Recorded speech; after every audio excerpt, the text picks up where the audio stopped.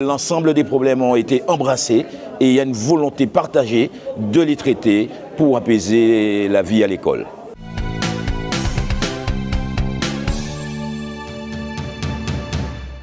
Absolument, aujourd'hui c'était un conseil local de sécurité et de prévention de la délinquance orienté violence à l'intérieur et aux abords de l'école.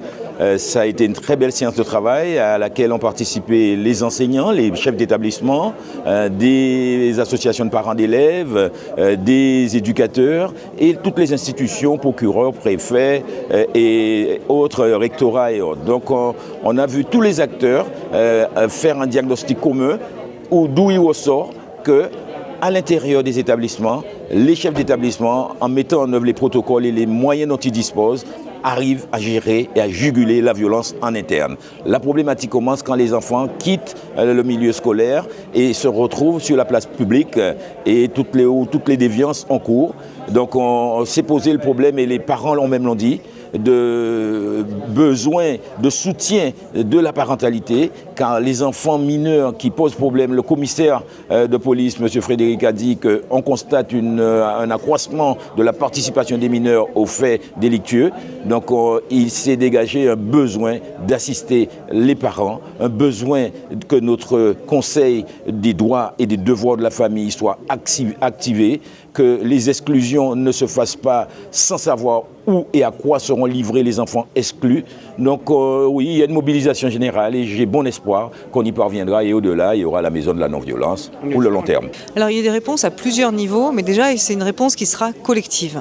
La première réponse, ça va être la réactivation du Conseil des droits et des devoirs des familles qui permet justement d'aborder certaines situations un peu complexes. La deuxième, ça va être sur peut-être un process en matière d'exclusion des élèves. On sait que les établissements, ils nous l'ont rappelé, ils organisent déjà beaucoup de choses avant d'arriver jusqu'à l'exclusion, c'est-à-dire qu'il y a d'abord les parents sont reçus, il y a des entretiens, il y a des médiations, il y a des ateliers, il y a déjà beaucoup de choses, mais quand il s'agit d'exclusion, je pense qu'il est important quand même que l'enfant puisse être toujours sous surveillance et c'est la raison pour laquelle il y a le CEPSI qui pourrait être intéressé ou la cellule de veille de la municipalité qui pourrait être également saisie pour prendre en charge ces enfants pour pas qu'ils se retrouvent dans la rue.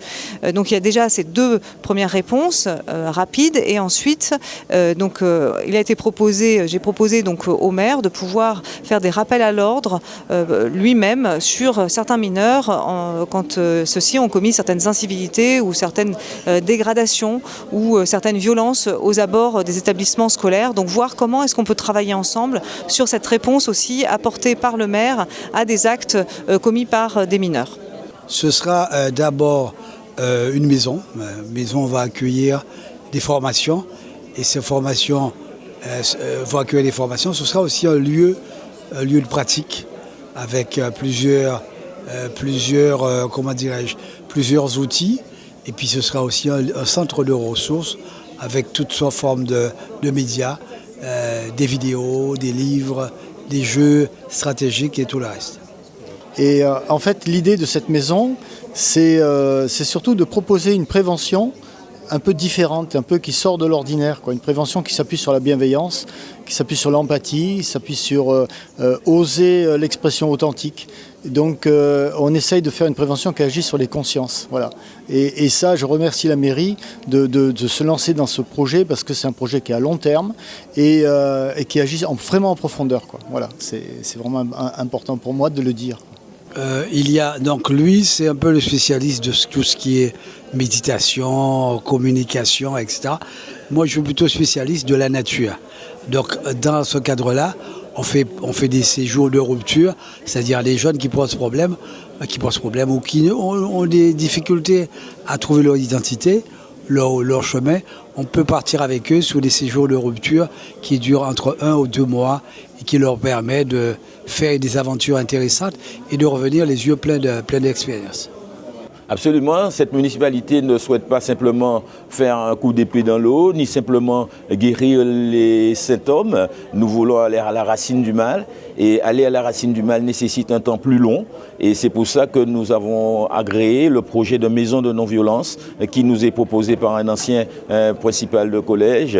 Et donc oui, nous situons notre réaction dans le court terme, donner des solutions aux enfants qui peuvent déraper en aidant leurs parents et eux-mêmes en les faisant passer à travers un SAS où le CEPSI et d'autres éducateurs le prépareraient au rappel à l'ordre, parce que Madame la procureure est venue avec une convention que je vais signer. En vertu de cette convention, le maire va pouvoir convoquer les enfants qui sont responsables d'incivilité, va pouvoir les convoquer en mairie dans un lieu où solennellement l'enfant va entendre se faire rappeler la loi, et où les parents aussi vont être remis face à leurs responsabilités.